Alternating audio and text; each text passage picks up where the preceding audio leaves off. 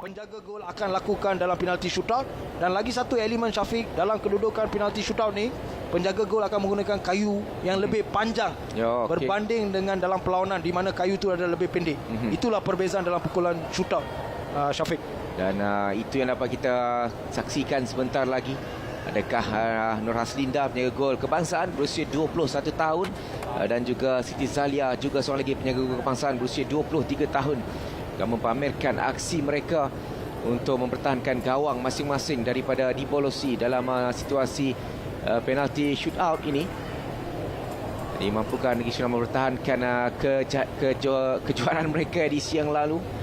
Musim lalu cukup manis bagi Negeri Sembilan, 3 kejuaraan dibawa pulang dengan menjuarai Piala Sumbangsih, Piala Liga Hoki Wanita Malaysia dan Piala Vivian Maysov pada edisi 2023 dan 2024. Ini antara cabaran pertama mereka. Piala Sumbangsih berjaya mengikat Malaysian University 2-2 dan pastinya memberikan sedikit kelegaan buat mereka, dan pastinya ingin mendapatkan kemenangan mesti pukulan penalti shootout ini.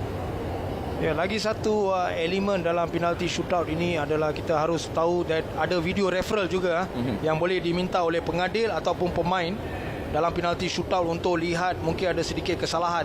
Dan apabila ada kesalahan berlaku dalam penalti shootout antara penyerang dengan juga penjaga gol, penalti stroke akan diberi.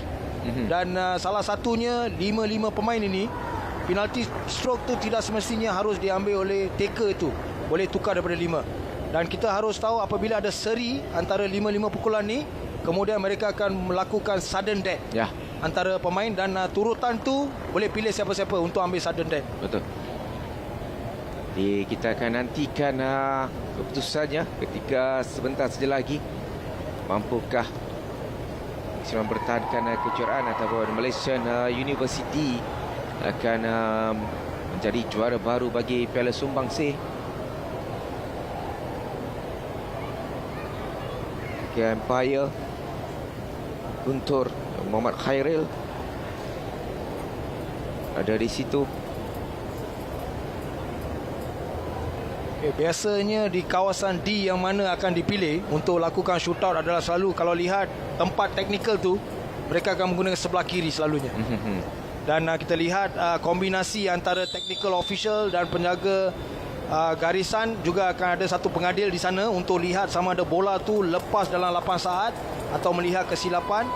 Satu akan melihat di arah sebelah, akan tiup horn itu apabila ada 8 saat. Itulah technical team yang baju hijau tu di padang, dan ada 3 pengadil yang berbaju putih.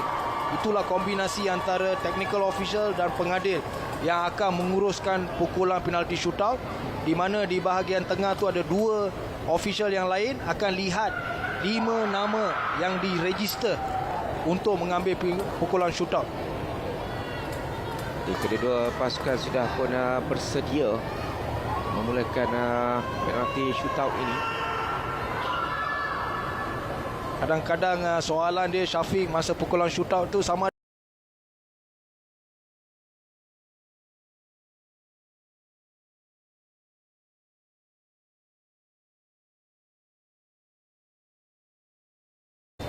line dengan stroke point. Itulah undang-undang. Tetapi kedudukan penjaga gol dalam gawang itu, beliau tak semestinya berada di tengah. Beliau boleh berada di kanan atau kiri untuk keluar, untuk ubah angle. So itu kadang-kadang penjaga gol akan menggunakan tactical. Mungkin keluar daripada kiri dan offer penyerang itu lebih kepada sebelah kanan di bahagian kayu. Sebab kekuatan penjaga gol adalah bahagian kayu berbanding dengan glove. Itulah tactical mind yang akan dilakukan oleh taker dan juga penjaga gol. Pemain Negeri Sembilan sudah pun bersedia dengan Malaysian University terlebih dahulu akan melakukan pukulan penalti shootout ini. Dan pastinya tumpuan kita berikan kepada Nur Maizatul Hanim sebagai pukulan main yang akan melakukan pukulan pertama, pemain kebangsaan Nur Maizatul Hanim Syafi binti Sheikh Fuad. Dia lihat kedudukan penjaga gol.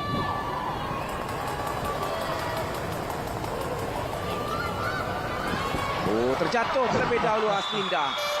Jadi memberikan peluang kepada Nur Bazatul Hanim untuk menjaringkan gol yang pertama buat Malaysian University. Ya, lihat cara dia pergi di sebelah kayu penjaga gol, kemudian tukar dengan kelajuan, tetapi kesilapan daripada penjaga gol, rebah badan dengan terlalu awal. 1-0 kelebihan kepada Malaysian University. Ketika ini adalah Nur Syuhada. Peluang untuk Nur Syuhada mengatasi tidak berjaya dari Nur Syuhada. Memberikan kelebihan kepada Malaysian University ketika ini. Ya, lihat bagaimana penjaga gol Siti Zalia keluar dengan cepat, tidak memberi peluang ataupun hanya menggunakan reverse stick, tetapi pengadil mengatakan terkena back of the stick. Itu tidak digalakkan dalam permainan hoki. 1-0 sekarang Malaysian University. Ini Siti Nur Arfah jaring gol yang kedua buat Malaysian University. Apakah dia menyempurnakan tugas ini? Mudah bagi Siti Nur Arfah untuk menewaskan Naslinda. Jadi 2-0 ketika ini Malaysian University mendahului Negeri Sembilan. Seperti jaringan fotokopi daripada gol yang pertama, selalunya mereka pergi sebelah kayu, kemudian buat 90 degree turn dengan laju, dengan harapan di sebelah forehand. Ini giliran Elia Syahirah dari Negeri Sembilan untuk mendapatkan peluang. Mesti pukulan dari Elia tak berjaya juga. Jadi kelebihan ketika ini untuk Malaysian University untuk menangi Piala Sumbangsi ini. Ya, seperti saya katakan, kali ini beliau tidak merebahkan badan, stabil dan membeli masa dengan baik.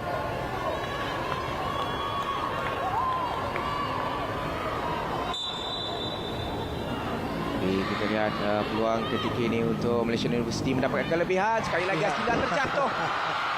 Memberikan kelebihan kepada Malaysian University untuk 3-0. Jika tidak masuk selepas ini dari Lee Ling, bermakna Malaysian University akan menjuari Piala Sumbangsi. Ya, lihat Nur Amira menggunakan reverse stick, dummy shot dan rebah badan penjaga gol, dan sudah pasti ini satu jaringan begitu mudah. Tekanan kepada taker yang ketiga ini harus menjaringkan gol. Lee Ling, guest player dari China. Pantas dan tak berjaya. Ini bermakna Malaysian University menjadi juara. Bagaimana keputusan umpire dan mengesahkan, jadi Malaysian University menjuarai Piala Sumbangsi dengan menewaskan Negeri Sembilan 3-0 musim penalti shootout selepas terikat 2-2. Mike. Ya, satu pendapat saya, shootout yang begitu mudah dan kemas daripada Malaysian University. Kredit harus diberi kepada penjaga gol pasukan Malaysian University, beraksi dengan baik. Tapi pendapat saya, mungkin pasukan Negeri Sembilan tidak bersiap sedia ataupun tidak melakukan sebarang latihan untuk menghadapi situasi ini. Tetapi seperti kita kata, tahun ini berpihak kepada pasukan Malaysian University. Ya.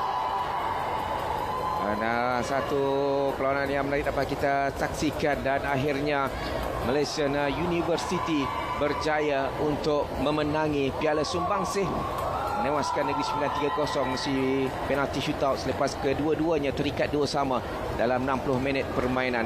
Jadi satu mata untuk kedua-dua pasukan dalam saingan Liga Hoki Malaysia, dan pastinya cukup baik bagi Negeri Sembilan dan agak tidak begitu baik bagi National University kerana mereka sudah mengutip 2 keputusan seri pada 3 perlawanan yang pertama, Mike. Ya, Syafiq, saya setuju, tetapi pendapat saya, kali pertama saya lihat shootout tidak komplit 5-5.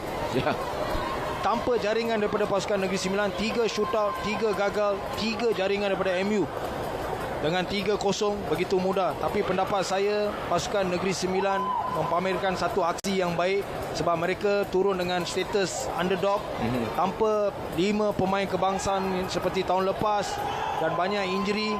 Itulah kekuatan yang dilakukan. Tapi pendapat saya, ini adalah satu perlawanan yang begitu bernasib baik bagi Malaysian University sebab mereka mempunyai 9 pemain kebangsaan tetapi mereka tidak mempamerkan satu tahap yang begitu optimum. Dan sudah pasti Malaysian University sekarang mereka menang Piala Sumbangsih, Ya. tetapi di peringkat Liga mereka sudah seri 2 perlawanan dan menang 1. Betul. Dan begitulah tamat aksi di antara Malaysian University dan juga Negeri Sembilan untuk aksi Piala Sumbangsih ini, menyaksikan Malaysian University menang dengan 3-0 si pukulan penalti shootout. Mereka terikat 2-2 dan ketinggalan 0-1 menyamakan kedudukan dan mendahului 2-1 Malaysia Siti Nur Arfah sebelum Hanis Humairah menyamakan kedudukan buat Negeri Sembilan melalui pukulan sudut penalti di suku yang keempat. Jadi begitulah kita dapat saksikan bagaimana perlawanan yang berlangsung cukup menarik di antara kedua-dua pasukan dan menyaksikan kelebihan menjadi milik Malaysian University untuk menjadi juara baru bagi Piala Sumbangsih. Jadi kita akan bersama dengan Nini Ibrahim untuk interview bersama dengan pemain bagi Malaysian University. Silakan. Terima kasih Syafiq. Itu dia Piala Sumbangsih akhirnya menjadi milik Malaysian University yang sememangnya dari awal cukup konsisten untuk mencapaikan misi mereka untuk edisi 2024 ini. Baiklah, saya bersama dengan pemain